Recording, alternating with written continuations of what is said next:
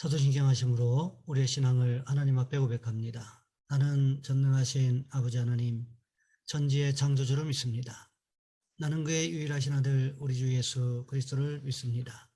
그는 성령으로 잉태되어 동정녀 마리아에게서 나시고 본디오 빌라도에게 고난을 받아 십자가에 못 박혀 죽으시고 장사된 지 사흘 만에 죽은 자 가운데서 다시 살아나셨으며 하늘에 오르시어 전능하신 아버지 하나님 우편에 앉아 계시다가 거기로부터 살아있는 자와 죽은 자를 심판하러 오십니다. 나는 성령을 믿으며 거룩한 공교회와 성도의 교제와 죄를 용서받는 것과 몸의 부활과 영생을 믿습니다. 아멘. 찬송가 257장입니다.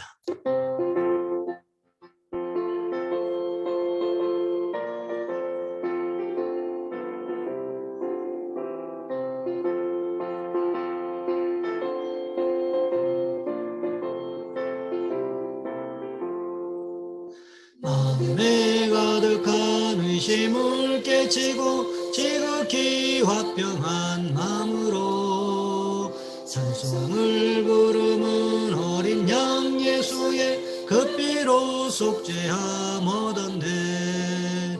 속죄함 속죄함 주 예수 내 죄를 속겠네. 할렐루야 소리를 아파여 함께 찬송하세. 그 피로 속죄함 얻었네. 금이나 은같이 없어질 보배로 속죄함 받은 것 아니요.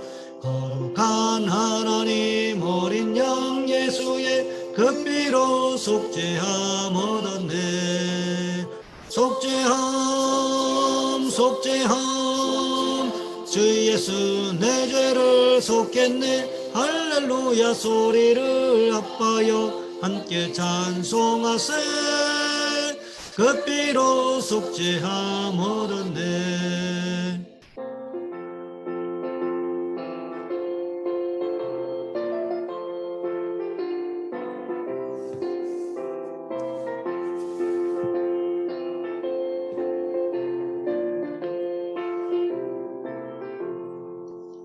나 같은 죄인이 용서함 받아서 주 앞에 옳다함 얻음은 확실히 믿기는 어린 양 예수의 그 피로 속죄함 얻었네. 속죄함 속죄함 주 예수 내 죄를 속겠네. 할렐루야 소리를 아파여 함께 찬송하세. 그 피로 속죄함 얻었네. 거룩한 천국에 올라간 후에도 죄송은 은혜의 찬송을 기쁘게 부르는 어린 양 예수의 그 피로 속죄함 얻었네. 속죄함 속죄함 주 예수 내 죄를 속겠네. 할렐루야 소리를 아파여 함께 찬송하세. 그 피로 속죄함 얻었네.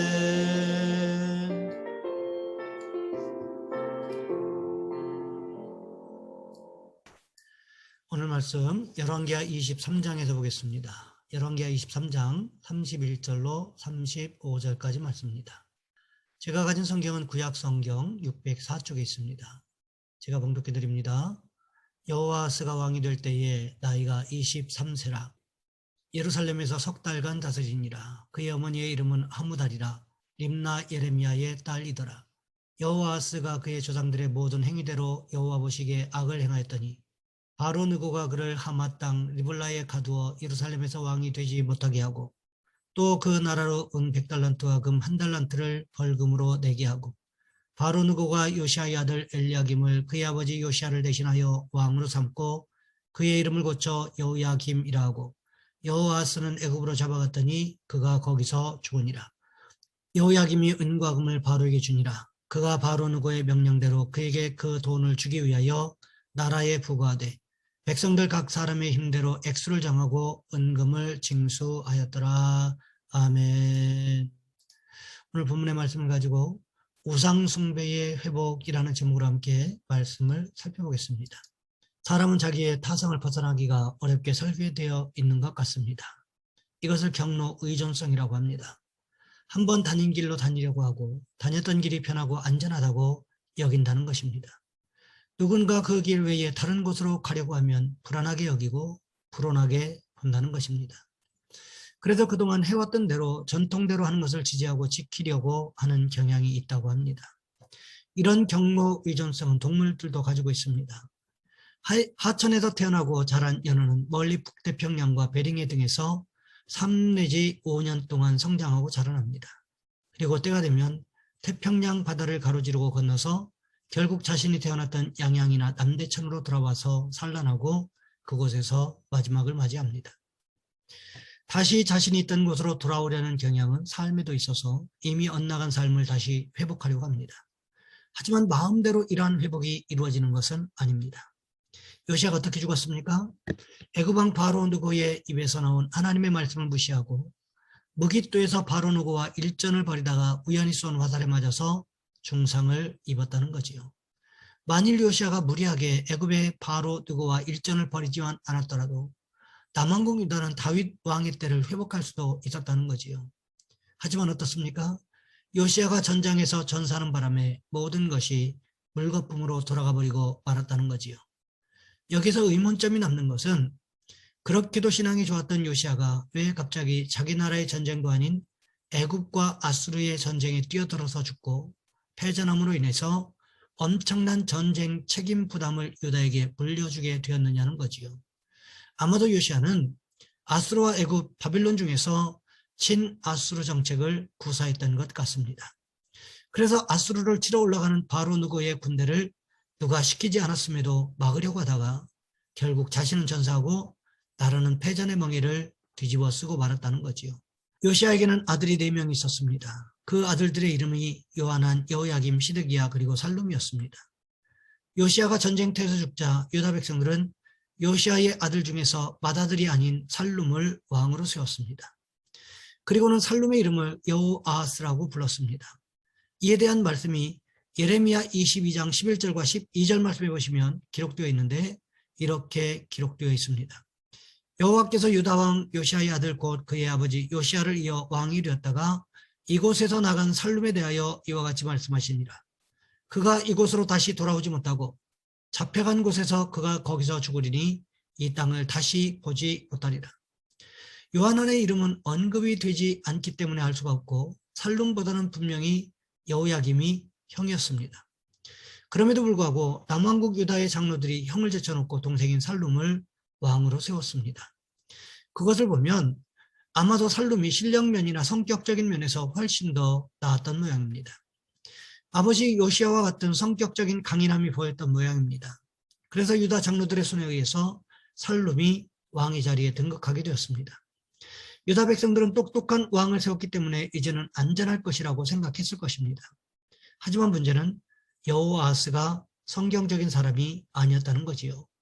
오늘 보면 31절과 32절 말씀해 보시면 이렇게 기록하고 있습니다. 여호아하스가 왕이 될 때의 나이가 23세라 예루살렘에서 석 달간 다스리니라. 그의 어머니의 이름은 하무달이라. 림나 예레미야의 딸이더라. 여호아하스가 그의 조상들의 모든 행위대로 여호와 보시기에 악을 행하였더니 여호아하스가 왕이 될 때의 나이가 몇 살이었습니까? 23살이었습니다. 그러면 자기 판단은 다 할 나이가 아니겠습니까? 세상적인 실력으로는 형을 능가하여 왕이 되었지만 여호아하스가 왕이 되어서 한 일은 무엇이었습니까? 그의 조상들의 모든 행위대로 무엇을 말하는 것일까요? 우상 숭배를 이야기하는 것입니다. 가만히 생각해 보시기 바랍니다. 요시아가 왕위에 올라서 죽을 때까지 그가 했던 일이 무엇이었습니까? 우상 숭배를 척결하는 일이었습니다. 우상 숭배자들을 죽이고 우상을 불태우고 거기에다가 산당까지 열어버렸습니다. 거기서 그치지 않았습니다. 가정의 수호신인 드라빔까지도 모조리 수거에다가 불태워버렸습니다. 그리고는 어떻게 했습니까? 사무엘 선지자 때 드렸던 6월절 예배를 회복했습니다. 그런데 자기 아버지가 죽자마자 여호아하스가 무슨 일을 했습니까? 우상 숭배로 회귀하더라는 거지요. 다시 우상 숭배하던 관습으로 돌아가 버렸다는 것입니다. 이것이 정말 가슴 아픈 이야기가 아니겠습니까? 아버지는 일평생 우상숭배자들과 전쟁을 했는데 아들이 왕이 되자마자 다시금 우상숭배로 돌아갔으니 이처럼 허무한 일이 도대체 어디 있겠느냐는 거지요. 이런 여호와스를 향해서 하나님께서 어떻게 예언하셨습니까? 다시 한번 예레미야 22장 11절과 12절 말씀해 보시면 이렇게 기록되어 있습니다. 여호와께서 유다 왕 요시아의 아들 곧 그의 아버지 요시아를 이어 왕이 되었다가 이곳에서 나간 살룸에 대하여 이와 같이 말씀하시니라. 그가 이곳으로 다시 돌아오지 못하고 잡혀간 곳에서 그가 거기서 죽으리니 이 땅을 다시 보지 못하리라. 어떻게 될 것이라고 말씀하셨습니까? 살룸, 즉 여호아스가 포로로 잡혀가게 될 것인데 거기에서 죽고 다시는 예루살렘으로 남왕국 유다로 돌아오지 못하게 될 것이라고 말씀하셨다는 거지요. 그래서 어떻게 되었습니까? 오늘 본문 33절과 34절 말씀해 보시면 이렇게 기록하고 있습니다. 바로 느고가 그를 하마 땅 라블라에 가두어 예루살렘에서 왕이 되지 못하게 하고 또 그 나라로 은 100달란트와 금 1달란트를 벌금으로 내게 하고 바로 느고가 요시아의 아들 엘리야김을 그의 아버지 요시아를 대신하여 왕으로 삼고 그의 이름을 고쳐 여호야김이라 하고 여호아스는 애굽으로 잡아갔더니 그가 거기서 죽으니라. 유다 왕은 백성들을 하나님의 말씀이 있는 곳으로 인도하는 목자의 역할을 해야 한다는 거지요. 백성들이 하나님의 말씀대로 잘 살 수 있도록 인도해야 한다는 것입니다. 하나님 말씀대로 순종하면 복을 받지만 하나님 말씀을 거역하면 저주를 받는다는 사실을 명확하게 가르쳐야 하는 직책을 맡고 있다는 것입니다. 요시아가 이런 목자의 역할을 잘 감당하자 하나님께서 무엇을 약속하셨습니까? 요시아가 죽을 때까지 유다를 지켜주신다고 약속하셨다는 거지요. 그런데 요시아가 전쟁터에서 전사했습니다. 그렇다면 여호아스가 왕이 되었을 때 무엇을 기억했어야 하는 것일까요? 언제든지 나라가 망할 수도 있다는 것을 기억했어야 한다는 거지요.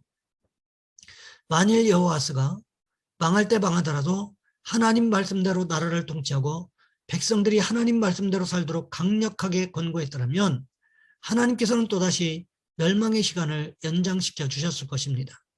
하지만 여호아스는 하나님을 섬기기는커녕 오히려 우상숭배의 모습으로 돌아갔다는 거지요. 그래서 어떻게 합니까? 애굽 왕 바로 느고가 또다시 쳐들어왔습니다. 왜요? 바로 느고의 허락도 받지 않고 자기들 마음대로 왕을 세웠기 때문이라는 거지요. 그래서 결국 바로 느고가 이 여호아스를 어떻게 했습니까? 애굽으로 사로잡아가 버리고 백성들이 그렇게 좋아하지 않았던 형인 여호야김을 왕으로 세워버렸다는 거지요. 여호아스는 어떻게 되었습니까? 예레미야의 예언대로 애굽에서 죽음을 맞이했다는 거지요. 그렇다면 우리가 깨달아야 하는 것은 무엇일까요? 복받는 비결이 어디 있는가 하는 것입니다. 그것은 바로 하나님의 풍성한 말씀을 먹고 그 말씀에 순종해서 사는 것임을 우리는 기억해야 한다는 거지요. 바라기는 우리가 날마다 하나님의 말씀에 순종하는 삶을 살아가는 축복이 있으시기를 주님의 이름으로 부탁을 드립니다. 이 시간 우리 한 목소리 함께 기도합니다.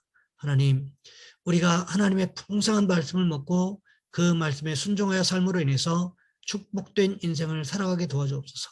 또한 기도하실 것은 환우들을 위하여, 기저질환자들과 환자들을 위하여 영적으로 육적으로 강건함을 달라고 이 시간 우리 주여 한번 간절히 부르신 후에 한 목소리 함께 기도합니다. 주여, 사랑의 하나님, 우리를 도와주시기를 원합니다.